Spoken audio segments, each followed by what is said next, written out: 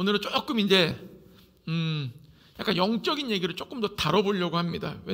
이제 우리에게도 이런 것이 좀 필요하지 않나, 이제 조금 더 깊숙하게 몇 번 얘기했는데, 오늘은 좀 선지자에 대해서 나눠보고자 하겠습니다. 구약에요, 이제 기름 부음을 받을 수 있는 사람은 딱 세 종류밖에 없어요. 세 종류. 왕, 제사장, 선지자만이 딱 기름 부음 받은. 나머지 일반 사람들은 기름 부음 받으면 안 돼요. 받을 수도 없고. 근데 왕과 제사장은 족보에 따라 받는 거예요. 우리 아빠가 왕이면 그 아들이 왕이 될 수 있는 거죠. 제사장도 마찬가지예요. 아론의 계통으로 대제사장 집안이면 그 아들이 그냥 자기의 모습과 뭐 하나님의 뜻 뭐 이런 건 둘째치고 피에 따라서 기름 부음을 받습니다. 그러나 선지자는 아니에요. 선지자는 자기 부모가 선지자라고 해서 내가 선지자가 되는 것도 아니에요. 우리 할머니가 선지자라고 해서 내가 선지자가 되는 건 아니에요.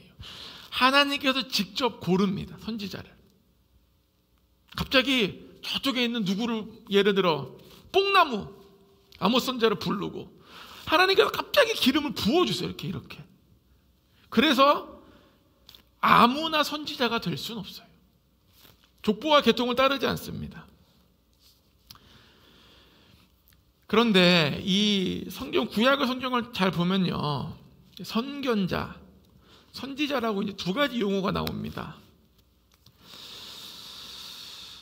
이 선견자, 선지자는 이제 대충 그 역할을 보면 뭐냐면은 뭐 예언을 했다 이런 걸 둘째치고 중요한 역할은, 이 선견자, 선지자들은 이스라엘이란 나라를 하나님의 나라로서 온전한 모습으로 섬길 수 있도록 계속해서 백성들을 가르칩니다. 뭐 예언으로 가르치든지, 뭐 환상으로 가르치든지, 아니면 나의 말씀으로 가르치든지 끊임없이 그들에게 온전한 신앙생활을 이끌려고 하는 게 선지자들이에요. 그래서 특별히 모세의 전통, 율법을 계속 가르치고 그 신명기적 말씀을 계속 깨닫게 함으로써 이스라엘 민족을 하나님의 백성으로 인도합니다. 그 과정에서 예언을 하는 거예요. 그 과정에서 환상을 보고 환상을 얘기해주고 환상을 풀이해주고 또는 천국을 체험하는 거예요. 하나님의 보좌를 체험하는 겁니다. 에스겔이 그랬고 이사야가 그랬고, 하나님의 보좌를 보고 오는 거, 실제적으로 인간이. 그리고 병도 고쳐줍니다. 그리고 잃어버린 물건도 찾아줘요. 엘리야가 있을 때 도끼를 떠오르게 해주잖아요. 어디 있는지 얘기도 해줍니다. 그래서 이 엘리야, 엘리사 시대 때는, 그때는 선견자라 그래요. 요 차이점은 좀 이따 얘기하겠지만, 이 선견자들을 양성하는 학교도 있었어요. 우리나라 신학교처럼. 그래서 그들에게 직접 기름 부어주었다 이런 얘기는 없어요. 오직 기름 부음 받았다고 성경에 나오는 사람은 누구예요? 엘리야의 겉옷을 입고 기름 부음 받은 엘리사밖에 없는데, 그 나머지는 모르겠지만 하여튼 선지자 학교가 있었어요. 그래서 열왕기하 2장 3절이요. 열왕기하 2장 3절.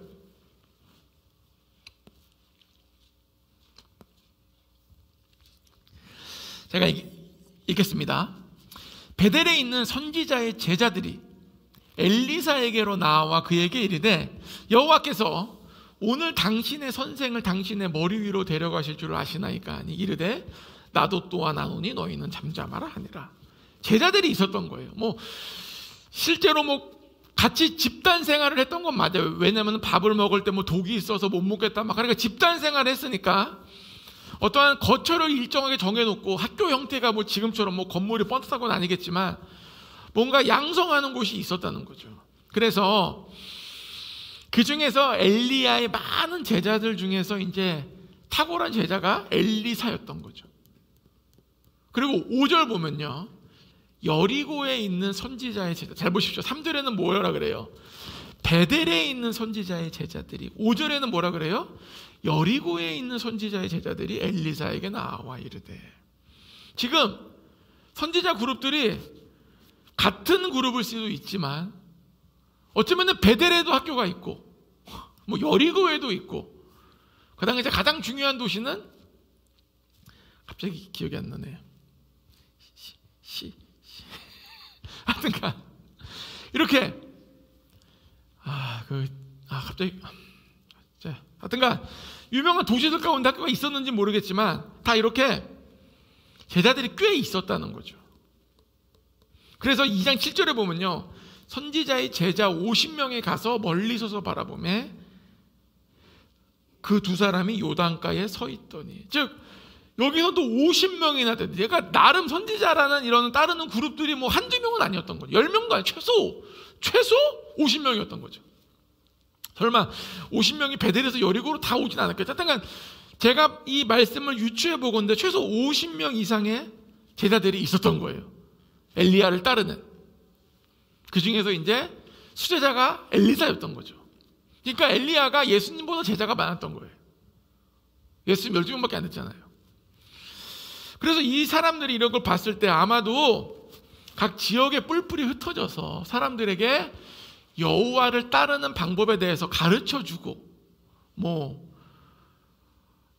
그 지역들을 부흥시키기 위해서 노력했을 거라는 것을 우리가 유추해 볼 수 있죠. 이런 걸 따라서 미국에 빌 해몬이라는 분이 있습니다. 굉장히 예언자적, 지금은 돌아가셨는데, 그래서 거기에 선지자 학교가 있어요. 그래서 그때 거기는 나름 꽤 큰 학교라서 예언을 훈련시킵니다. 훈련에 여러 가지가 있는데, 이렇게 나무를 보면서 훈련을 하는 거죠. 나무가 내일 예를 들면 잎사귀가 몇 개가 떨어질 거, 예를 들면은 막 예언을 훈련하는 거예요. 그런 훈련을 시켜가지고 실제로 예언의 이렇게 능력을 향상시키려는 학교가 있습니다. 그래서 우리나라에도 가끔씩 그런 학교래. 그 학교에 나왔던 분들이 이제 기도원이나 영성원이나 이런 데서 가끔씩 이렇게 와가지고 집회를 합니다. 그러면은 그분들은 예언을 그렇게 주구장창해요. 그래서 이런 신앙의 운동들이 옛날에 있었다는 거죠. 구약 시대에. 그래서 이 선지자가 히브리어로 나비라 그래요. 나비. 우리가 알고 있는 그 나비랑 똑같아요. 나비라는 단어인데 본 히브리어적인 뜻은 뭐예요? 끌어오르는 사람들. 그러니까 부글부글 끓다, 거품이 일어난다, 이런 뜻이 있습니다. 그래서 이 선지자들은 하나님 말씀이 자기 속에서 부글부글 끓는 사람들이에요. 그래가지고 툭 건드리면은 하나님의 말씀을 끓고 있기 때문에 입 밖으로 탁 나오는 거예요. 왜? 끓고 있으니까. 그 끓은 것이 단지 말씀만 끄는 게 아니라 우리가 예를 들어 영적으로 충만해지면요, 기뻐요. 자기는 성령 받고 막 우울해진 사람이 있어요? 아무도 없을걸요. 성령님이 충만하면요, 기본적으로 기뻐요. 기쁘고 긍정적인 사고가 되고 미래에 대한 걱정이 없어집니다. 그리고 주변 사람들에 대해서 별로 경쟁심이 없고 다 사랑스러워 보여요. 나를 그리고 공격했던 인간도 보면 사랑합니다. 왜 이래? 예수님 믿어야 됩니다. 막 그러면서 성령 충만한 사람들은 다 그렇게 돼요. 선지자도 마찬가지예요. 단지 이게 끓는 것만이 아니라 하나님에 대한 열정이 넘치는데, 이 뜻을 전하는데 이스라엘 민족의 죄를 대해서도 끓는 거야. 하나님의 사랑이 넘치니까 니네들 그 죄를 돌이켜라 하면서 막 엄청 막 얘기를 합니다. 근데 이 주님의 뜻을 전하는 이 선지자들이 삶이 쉬운 건 아니에요. 성경 구약을 보십시오. 선지자 치고 그렇게 행복했던 모습을 가진 사람들이 몇 명이나 있는가? 별로 없어요. 이사야는 토백혀서 죽고, 예레미야는 끝까지 고통을 당하잖아요. 에스겔은 부인이 죽어도 주님께서 울지 말라 그러고, 부인이 죽었는데요, 주님께서 울지 말라 그래. 얼마나 힘들어요, 사는 게. 그래서 이제 예레미야가 너무 힘든 거예요. 막 부글부글 막 끓는 거야. 그런데도 이제 마음을 결단합니다. 예레미야 20장 9절 가보시오. 20장 9절이요. 예레미야 20장 9절. 강한이 마스크 쓰고 20장 9절. 자, 뭐라 그러냐? 내가 다시는 여호와를 선포하지 아니하며 그의 이름을 말하지 아니하리라 하면 나의 마음이 불붙는 것 같아서 골수에 사무치니 답답하여 견딜 수 없나이다. 이 예레미야가 여러분 제사장 집안이에요. 제사장 집안. 나름 그래도, 근데 예레미야가 태어난 그 동네가 실은 몰락한 제사장들의 사는 집단 거주지랑 비슷한 거예요. 지금으로 치면은 잘 나가는 제사장들 말고 몰락한 제사장들. 그렇지만 그래도 안녕하세요. 제사장 직분이 있었기 때문에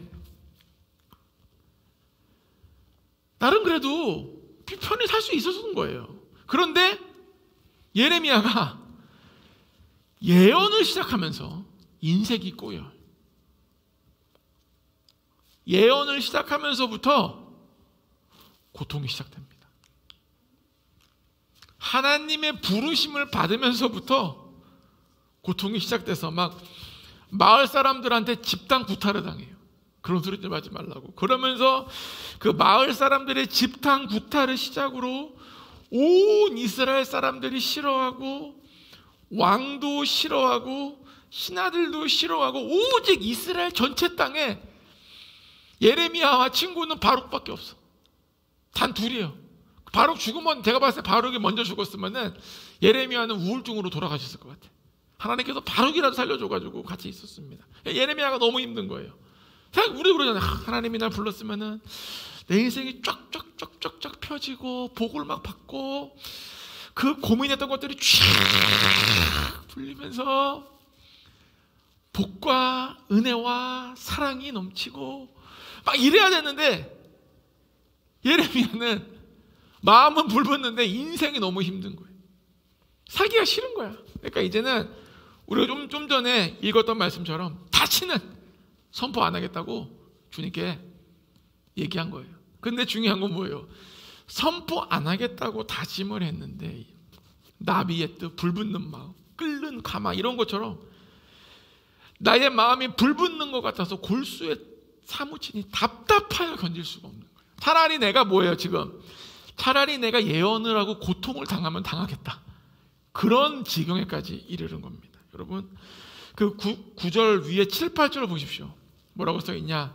여호와여, 주께서 나를 권유하심으로 내가 그 권유를 받았사오며, 주께서 나보다 강하사 이기셨으므로 내가 조롱거리가 되니 사람마다 종일토록 나를 조롱하나이다. 내가 말할 때마다 외치며 파멸과 멸망을 선포하므로 여호와의 말씀으로 말미암아 내가 종일토록 치욕과 모욕거리가 됨이니이다. 뭐라 그래요? 주님이 나를 이렇게 불렀었어. 내가 그걸 부름 받았습니다.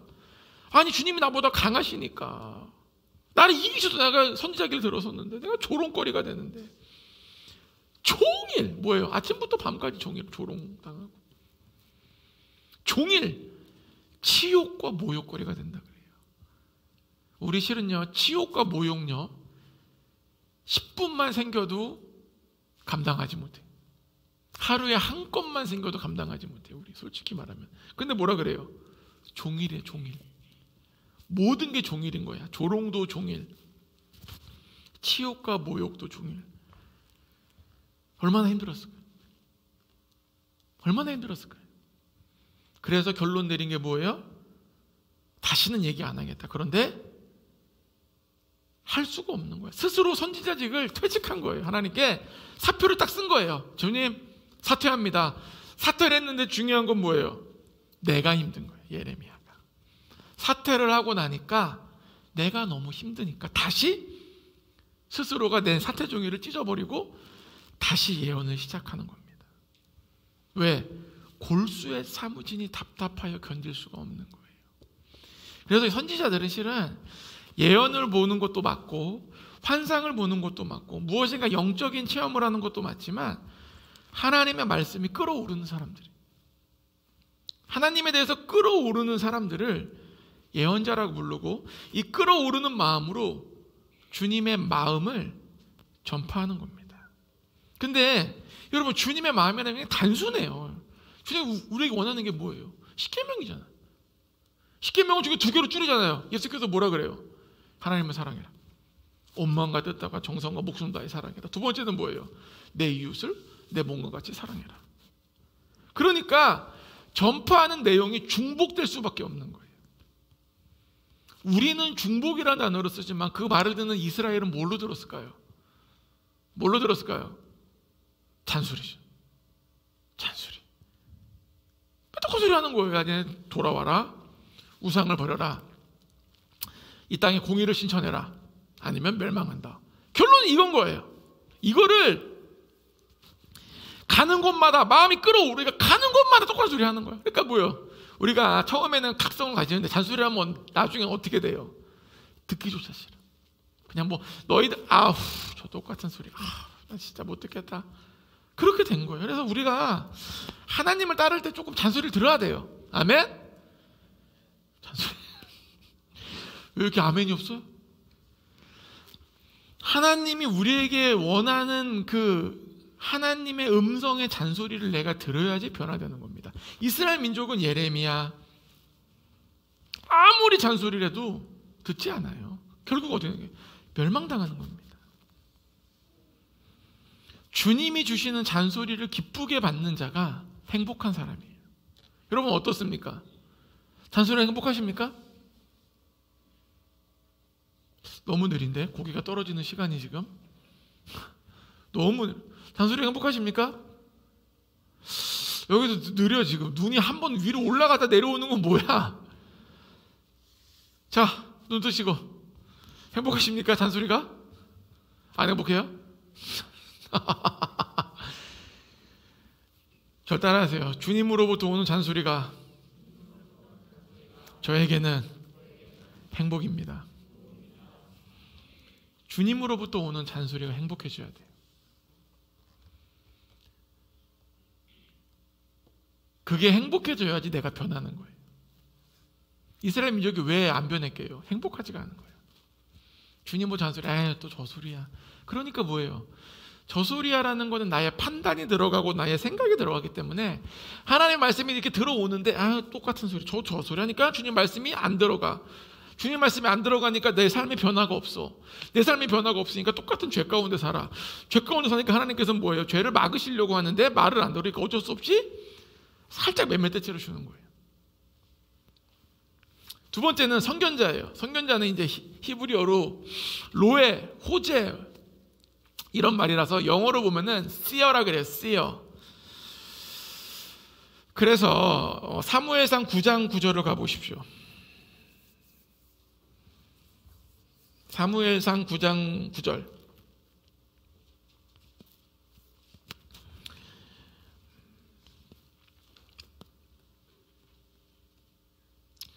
보면요, 옛적 이스라엘 사람이 하나님께 가서 물으려 하면 말하기를 선견자에게로 가자 하였으니 지금 선지자라 하는 자를 옛적에는 선견자라 일컬었더라. 즉 선견자 선지자가 이름이 바뀐 거라고 사무엘 상에서 얘기를 해줍니다. 근데 실은 좀 더 깊은 의미가 있어요. 먼저는 얘기를 하면 선견자는 영어로 seer이듯이 남들이 못 보는 것을 보는 거예요. 뭐 못 보는 것을 과거를 볼 수도 있고 현재를 볼 수도 있고 미래를 볼 수도 있어요. 여러분 우리 인간이라는 존재 자체가 정말 어리석어요. 현재를 보는데 나의 관점으로 현재를 보기 때문에 굉장히 폭이 작습니다. 제가 오늘 아침에 기도를 하는데 집에서 갑자기 막 너무 주님께 감사한 거예요. 제가 처음 개척교회 이제 할 때 그때 막 한국에 와가지고 치킨도 시킬 때 고민을 했고 모든 게 고민이었는데 지금은 그래도 치킨 한 마리 시킬 수 있고 막 이게 너무나 감사한 거예요. 내가 진짜 한국에 올 때는 길에서 텐트에서 자야 되나 막 별의별 생각 다 했거든요. 그러면 연민지랑 나랑 가영관이랑 텐트에서 자야 되나 막 겨울은 어떻게 지내나 막 혼자 별의별 생각을 다 하다가 그래도 내가 지금 콘크리트 안에 들어가 있구나. 내가 지금 치킨 시키는 것도 마음에 부담감이 없구나. 살아가고 있구나. 막 너무 감사한 거예요. 근데 어젯밤에는 그런 감사가 없었거든요. 저는 현실이 변한 게 아무것도 없어요. 어젯밤이나 오늘이나. 근데 현실을 보는 눈이 바뀐 거예요. 누가? 제가. 기도하니까, 은혜가 오니까. 그런 것처럼 내가 보는 현실과 하나님이 보는 현실은 완전 다릅니다. 그거를 먼저 우리가 인지해야 돼요. 내가 보기에는 행복한데 주님 보시기에는 불행할 수 있어요. 내가 보기에는 불행한데 주님 보시기에는 행복할 수 있어요. 그래서 선견자적 기름 부으심이 있는 사람들은 하나님의 관점에서 보려고 합니다. 웬만하면 모든 일을 하나님의 관점에서 보려고 하고, 선견자적 지점이 아니라 육신에 속한 사람들은 자꾸 내 생각으로 보려고 그래요. 그러니까 내가 생각했을 때 납득이 되면 납득이 되고, 내 생각으로 납득이 안 되면 납득이 안 되는데 거기서 멈추는 거야. 그러다 보니까 결국은 하나님과 나와 괴리가 생겨요. 그 괴리를 벌어지면 벌어질수록, 시간이 지나면 지날수록 괴리는 벌어집니다. 중요한 건 이 괴리를 연결하는 방법은 믿음이란 다리밖에 없어요. 나의 이성이란 다리, 나의 감정이란 다리로는 이 나의 생각과 하나님의 생각을 이을 수가 절대 없어요. 그게 바로 육신에 속한 사람, 성령에 속한 사람을 완전히 얘기하는, 완전 다른 사람인 거예요. 어디에 속해 계십니까? 어디에 속해 계세요? 대답 못해. 송사모님 어디 속해 계세요? 할렐루야. 왜 웃으세요? 대답하고. 불안하게. 현실을 보는 눈도 선견자가 보는 눈은 다릅니다. 그게 성령의 사람이에요. 그래서 내가 보기에는 최악인데 주님 보시기에는 최고일 수가 있어요. 내가 보기엔 지금 너무 행복한데 주님 보시기에는 뭐예요? 지금 곧 불행 열차 탑승한 상태일 수 있어요. 근데 우리는 모르죠. 언제 알게 됩니까? 시간이 지나서 뒤돌아보면 깨닫게 돼. 아, 그때 내가, 그거 생각해가지고 내가 지금 이 쓴뿌리 먹는구나. 야, 내가 그때 믿음으로 그렇게 했더니 내가 지금 이렇게 행복하구나. 그래서 우리는 선견자적인 기름 부으심이 있어야 돼요. 그것이 바로 우리가 바라보는 영적인 생활에 중요한 겁니다. 이거를 구약적 사고방식이 아니라 신학적 사고방식으로 보면은, 선견자적인 기름 부으심과 생각을 신학적 사고방식으로 더 우리가 평범하게 이해할 수 있는 상태로 이야기하면은 성령 충만한 상태에 이르는 거예요. 그래서 사무엘상 9장 15절 17절 가보십시오. 보십시오.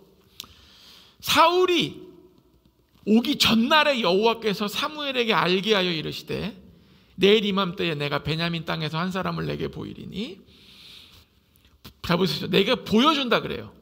너는 그에게 기름을 부어 내 백성 이스라엘의 지도자로 삼으라. 그가 내 백성을 블레셋 사람들의 손에서 구원하리라. 내 백성의 부르짖음이 내게 상달되었으므로 내가 그들을 돌보았노라 하셨더니, 사무엘이 사울을 볼 때에 여호와께서 그에게 이르시되, 보라, 이는 내가 내게 말한 사람이니 이가 내 백성을 다스리라 하시니라. 하나님은 하루 전날 다음 있을 일을 말씀해 주면서 어떻게 될 것을 분명하게 인생 디렉션을 주십니다. 그래서 이 인생 디렉션을 따라 된 사람이 사울이 사울 왕이 되는 거예요. 이스라엘 초대 왕으로 세움을 받습니다. 근데 후에 사무엘이 또 알게 돼요. 뭘 알게 돼요? 하나님의 마음이 사울을 또 떠난 거예요. 그리고 하나님이 새로운 사람에게 기름 부음 줄 거라는 거죠. 그래서 그 사람을 자기는 구분을 못해요. 눈으로 보는데도. 사무엘도 뭐 그 형이 오고 뭐 한데도 눈을 못 보다가 마지막에 다윗으로 왔는데 하나님께서 이 사람이다 해서 기름을 붓습니다.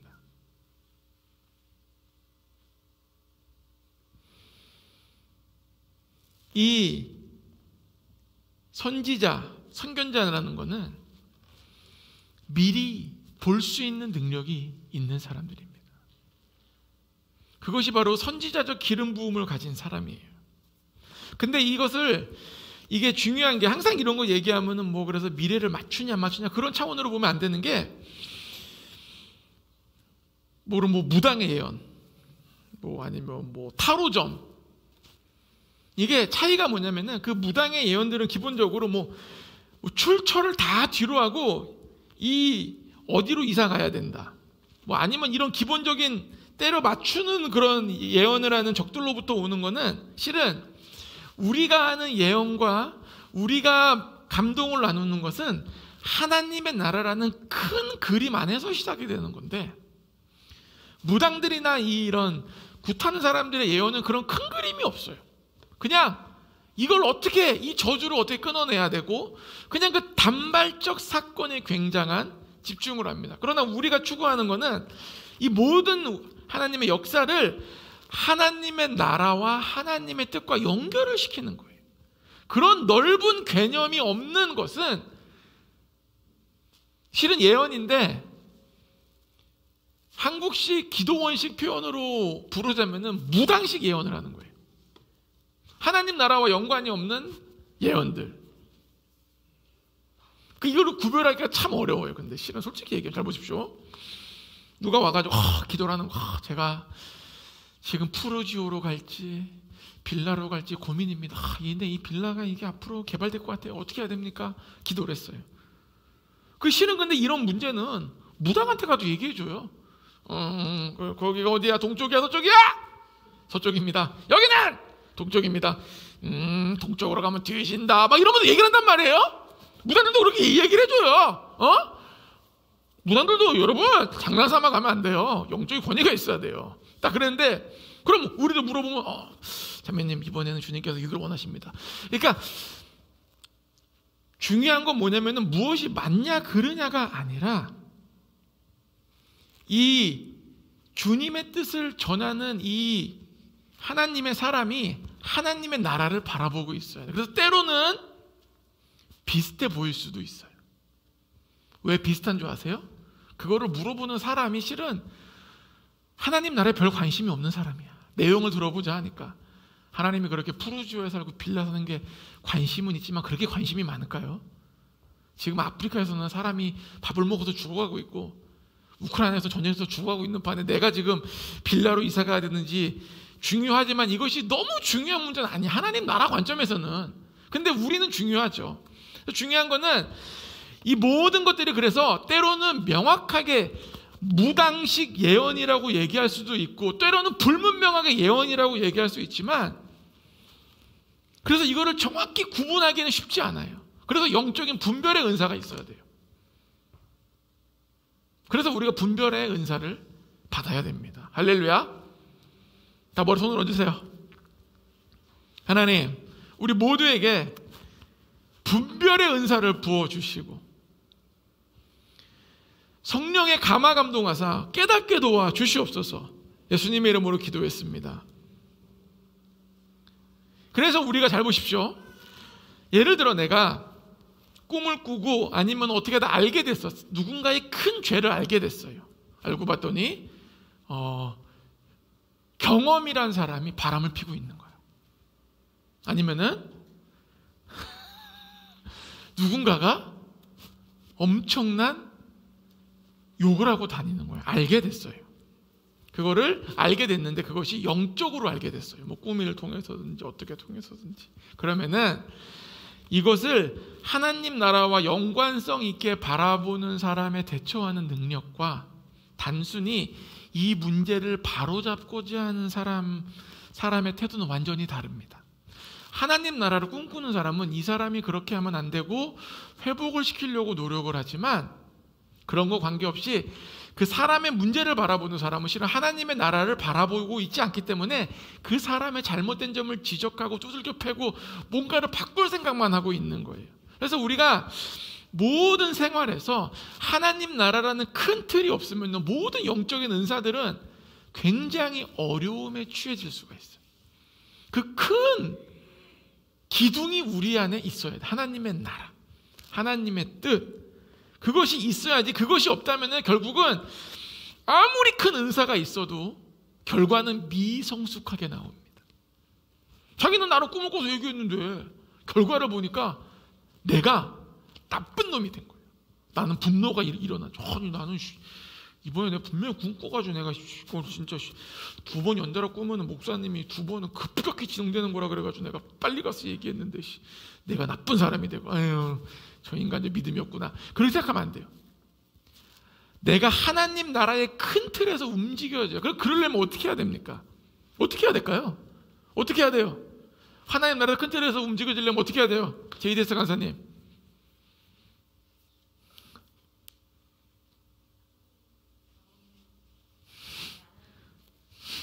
네, 듣지 않으니까 내 마음이 하나님 나라로 채워져야 된다. 맞습니까? 하나님 나라가 내 안에 채워지려면요, 내가 하나님의 나라를 계속해서 의식하고 바라보고 묵상해야 돼요. 그런 시간이 없이 단발적 은혜, 성령의 기름 부음 받아가지고 막 뛰고 막 구르고 한다고 해서 하나님의 나라가 내 안에 들어오는 건 아니에요. 나의 삶이 하나님의 나라와 접점이 계속 있어야 돼요. 근데 많은 사람들이 하나님의 나라에 대해서 개념적인 인식, 개념적인 생각 또는 이벤트적인 기름 부으심과 불로만 알아가기 때문에 이것이 어떻게 지인이한테 얘기한 걸로 얘기하면은 계속 바카스를 먹는 거예요. 어디 집회 가면 너무 은혜가 돼. 그래서 집회를 따라다니는 거예요. 서울 가서 바카스 2병 먹고, 대전 가서 바카스 2병 먹고, 부산 가서 바카스 2병 먹고, 미국 가서 바카스 15병 먹고 막 돌아다녀. 그때는 내가 굉장한 줄 알아요. 왜? 내가 항상 바카스를 먹으니까 힘이 나 있고 막 하나님의 나라, 막 주님의 뜻 막 있는데 결국 바카스가 끊어지고 나와 주님과의 고요한 밸리가 뭐죠 한국어로? 계곡에 들어가게 되면은 나의 진정한 내가 드러나는 거예요. 힘들고 어려울 때가 나의 진짜 영적인 상태예요. 바카스가 끊어지고 비타 500이 없고 모든 게 끊어지면서 내가 어려워졌을 때가 딱 그때가 나의 믿음의 상태가 딱 드러납니다. 근데 여기서 중요한 게 이 상태가 드러났을 때 많은 사람들이 다시 바카스를 먹으러 가요. 그때 지난번 내가 거기 집회 갔을 때 그렇게 회복하러 가요. 근데 그런 식으로도 좋은데 그거는 또 안 돼요. 또 바카스를 먹으면 그때는 나와 주님과의 실질적으로 고요한 시간을 가져야 돼요. 과연 나의 믿음이 진짜였는가?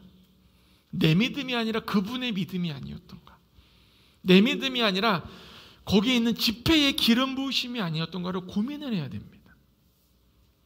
그런 시간이 지나면서 나와 하나님 나라와 계속 연결점을 찾아가는 거죠.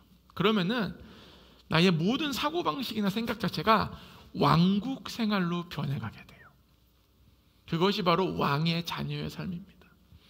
학군 정체성을 계속한다고 해서 왕의 자녀의 삶이 들어가는 건 아니에요. 왕의 자녀의 삶은 왕국적인 생각을 계속해서 리마인드 해야 돼요. 그래야 왕의 자녀의 삶을 살아가는 겁니다. 그렇지 않으면요, 이것도 개념만 깊어져가지고 말은 잘해요. 왕의 자녀가 뭡니까? 왕의 자녀 이런 말은 잘하는데 막상 내가 왕의 자녀로서의 누리지를 못하는 삶이 많아요. 교회 다니면은 쉽게 얘기하면은 십자가가 뭡니까? 하면 제가 십자가를 그 힘들 때 주님이 나를 체험해 주셨고 다 얘기할 수 있어요. 근데 지금의 나를 봤을 때는 십자가가 멀어. 그러나 우리가 얘기할 수는 있어요. 왜? 나에게 충만한 경험이 있었기 때문에. 중요한 건 그 경험이 지금 나의 삶에 영향을 미치고 내가 더 성장하고 있냐는 거죠. 성장하고 있지 않다면 나는 그 경험이 그냥 추억인 거예요.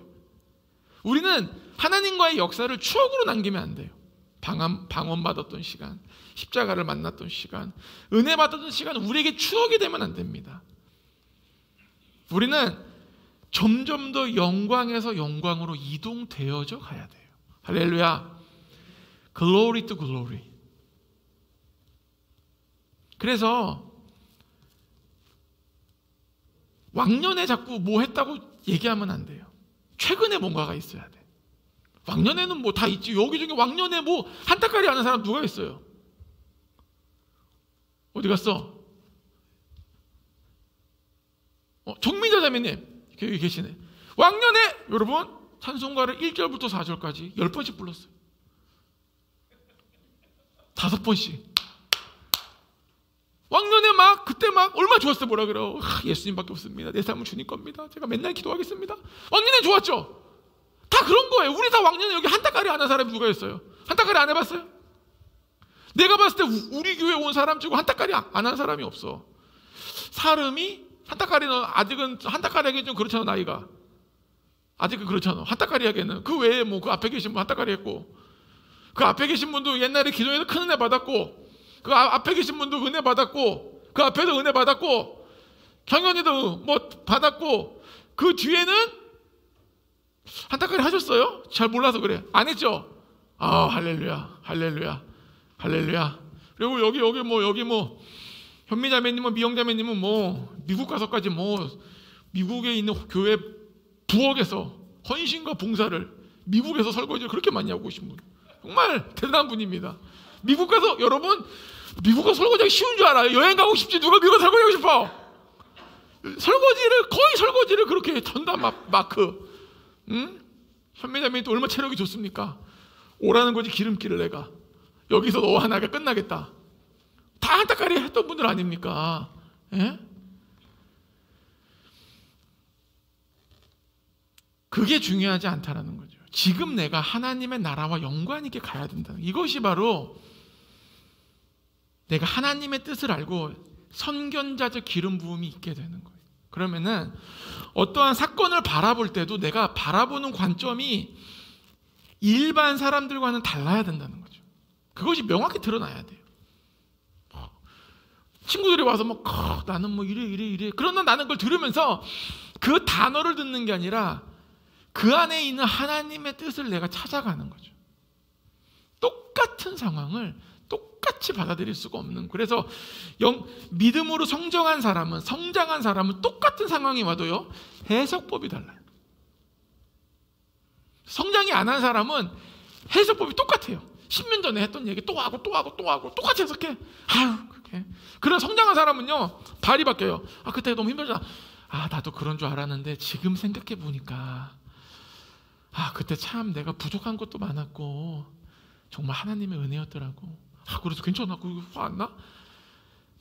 내가 화냈던 시간들 생각해 보니까 참 내가 어리석고 지금 돌아보니까 참 예수 그리스도밖에 없더라.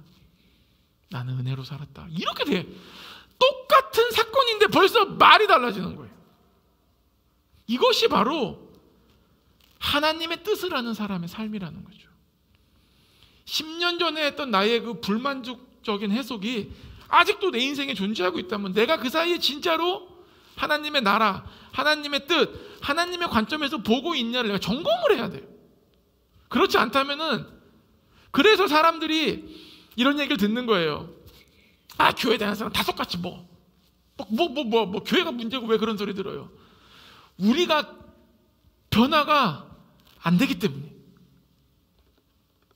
뭔가는 달라져야 돼요. 해석법이 달라져야 돼요. 해석법이 달라져야지 내 생활이 바뀌는 거예요. 내 생활이 한 번 바뀌는 게 아니라 습관적으로 바뀌어져야지 내 삶이 바뀌는 거예요. 우리는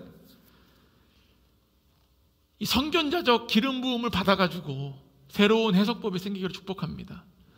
과거를 보는 해석법, 현재를 보는 해석법, 미래를 보는 해석법 모두가 싸그리 바뀌어야 돼. 이거를 더 기독교적으로 평범한 용어로 얘기하냐면은 세계관이 바뀐다는 게 그 소리예요. 아시겠어요? 그러니까 실은 영적인 얘기나 보수주의자들이라는 얘기나 비슷한 맥락인데 다른 것처럼 들리지만 실은 비슷한 내용이에요. 과거, 현재, 미래를 바라보는 관점이 바뀐다. 이게 뭐예요? 세계관이 바뀌는 거 아닙니까? 우리 여기 20년 전, 30년 전 얼마나 공부했습니까? 세계관, 기독교적 세계관을 가져야 된다. 옛날에 얼마나 유행했어요. 김한영님 들어보셨어요? 그죠? 그게 그 얘기예요. 근데 그거를 우리가 인간적으로만 막 하다 보니까 그거는 특히 유행을 타. 하겠다가 또 없어졌어. 옛날에는 가장 유행했던 게 뭐예요? 문화 전쟁을 해야 된다. 교회에서.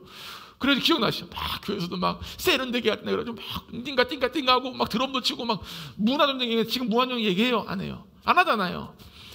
이런 흐름을 따라가는 게 아니라 하나님의 역사 안에 있는 기름 부음과 그 능력을 바라보게 되면 새로운 관점이 생기는 거예요. 과거, 현재, 미래를 바라보는 게 바뀌는 거. 그것이 바로 선견자적인 기름 부음이 흘러내려와야 된다는 거죠. 그게 우리가 필요한 거예요, 지금. 우리 모두가 필요한 거예요. 그러면은요, 바라보는 게 바뀌고 해석하는 게 틀려지기 때문에 행동이 바뀌는 거예요. 여러분, 바라보는 것도 똑같고 해석도 똑같은데 어떻게 행동이 바뀝니까? 그건 세상말로 뭐예요? 어거지인 거예요. 어거지. 어거지로 하다 보니까 나중에 똑같은 거예요. 왜? 어거지로 몇 번 하다 보니까 이거 안 되겠다. 나는 하다 보니까 바뀌는 게 없는 거야. 다 머리 손 드세요. 하나님, 우리 모두, 제가 기도할게요. 하나님, 우리 모두에게 주님 선견자적인 기름을 부어주사 과거, 현재, 미래에 대한 새로운 성령의 기름 부음 안에 있는 해석법을 주시옵소서. 선견자적 기름 부음이 임할지어다. 예수님의 이름으로 기도했습니다. 아멘. 이게 중요한 게 나중에 다시 한번 얘기하겠지만 선견자적 기름 부음이 강해져야지만 내가 하나님께 받은 감동을 나눌 때 오류가 안 생겨요. 왜? 나는 그냥 뭐를 본 것만 얘기하는데 자꾸 사람들은 거기다가 살을 붙이려고 그래. 근데 그 살이 하나님으로부터 오는 살이 아니라 나의 경험과 관점에서 오는 살을 자꾸 붙이다 보니까 주님이 보여준 건 예를 들어 이거예요.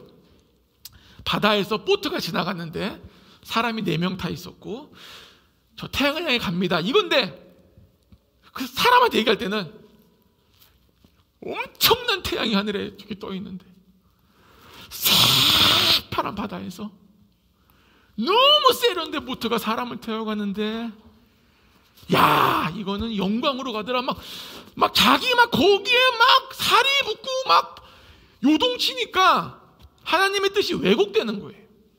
우리 그러면 안 돼요. 하나님이 보여준 그대로를 받고 해석은 주님 주는 그 담백한 감동이 있어야 돼요. 여러분 성경이 그렇게 막 복잡하고 다사다난하게 막 얘기하는 것 같지만 그렇지 않아요. 그렇게 되길 축복합니다. 그래서 신명기 11장 29절 봐보십시오. 민수기 11장 29절.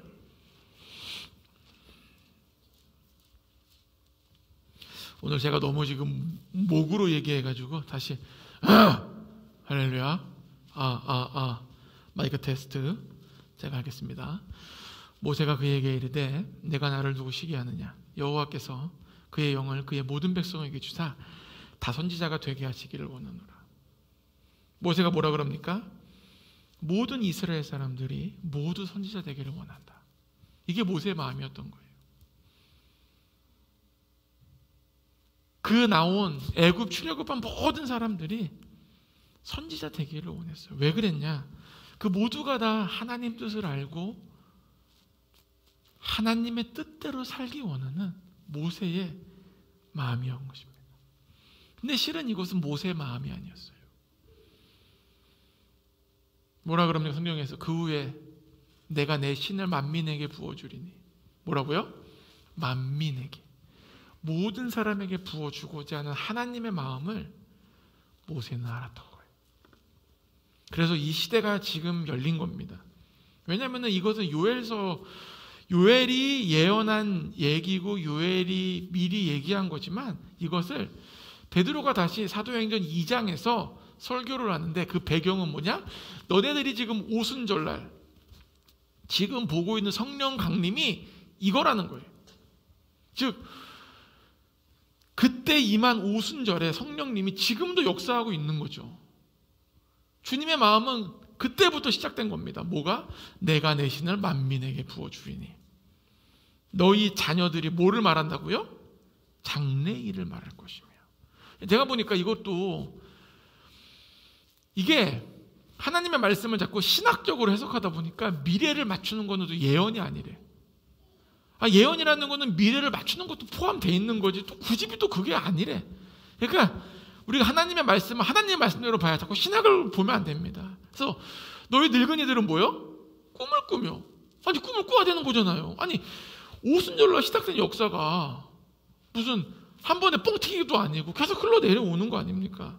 그리고 뭐라 그래요? 젊은이들은 이상을 볼 것이며 하나님이 주시는 그 그림들을 봐야 된다는 거죠. 환상도 봐야 되고 꿈도 꿔야 되고 예언도 해야 되는 거죠. 이것이 모세가 품었던 마음이 하나님이 예수 그리스도 통하여서 우리 모두에게 부어주시고자 하는 겁니다. 중요한 거는 이 모든 것들을 왜 이렇게 사람들이 경계하냐? 하나님의 나라라는 관점이 없기 때문에 자꾸 문제가 생기는 거예요. 정죄하고 비판하고 잘못된 거 자꾸 끄집어내려고 그러고 좋은 거는 쉽게 넘어가고 그러다 보니까 항상 교회가 어떻게 돼? 영적인 교회들이 교정센터처럼 변하는 거예요. 교정센터. 아직 멀었지 뭐. 큰 고통 한번 당해봐야 돼.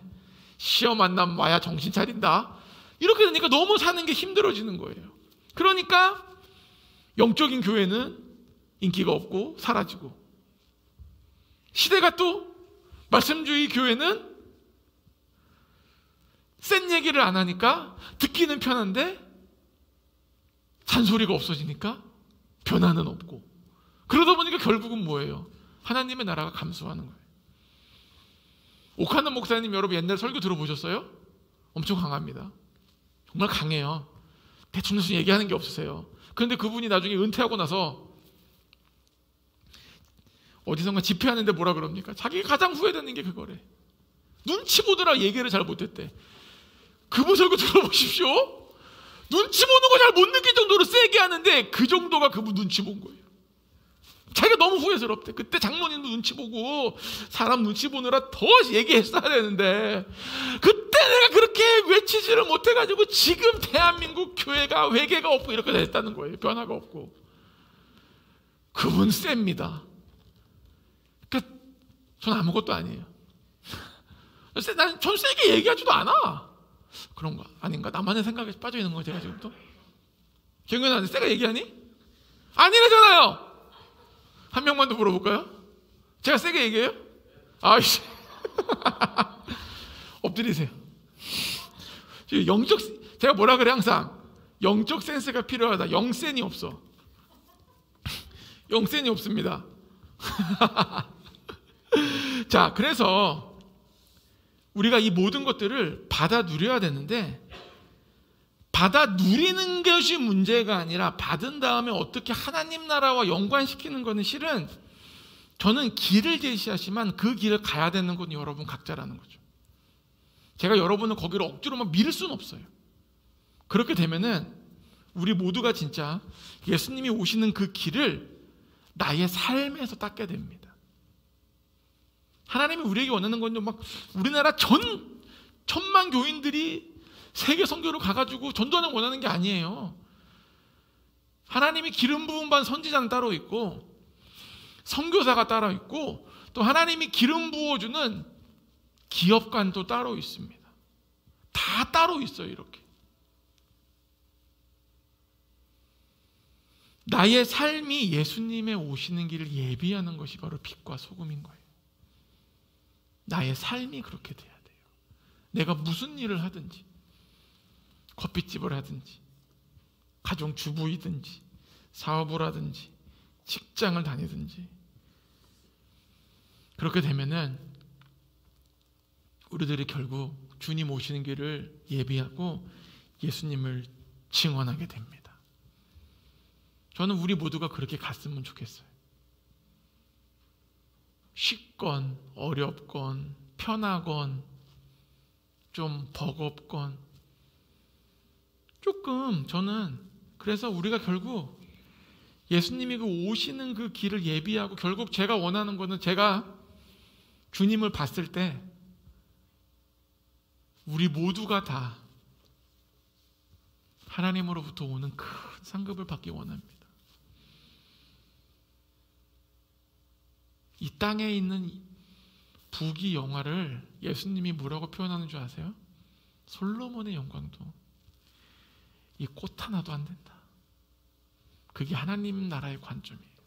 우리는 천국에 있는 산 것보다 이 땅에 있는 그 조그만 것들, 왜 막 목숨을 걸고 막 항상 기도할 때도 막 그것만 기도하고 막 이것만 됐으면 좋겠고 막 집중하고 있지만, 하나님의 관점은 이거예요.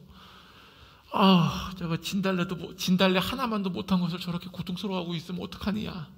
그거 나한테 맡겨라. 내가 줄게. 야, 내가 진달래 10개 줄게. 나한테 와. 우리 좀 그런 믿음을 가집시다. 할렐루야.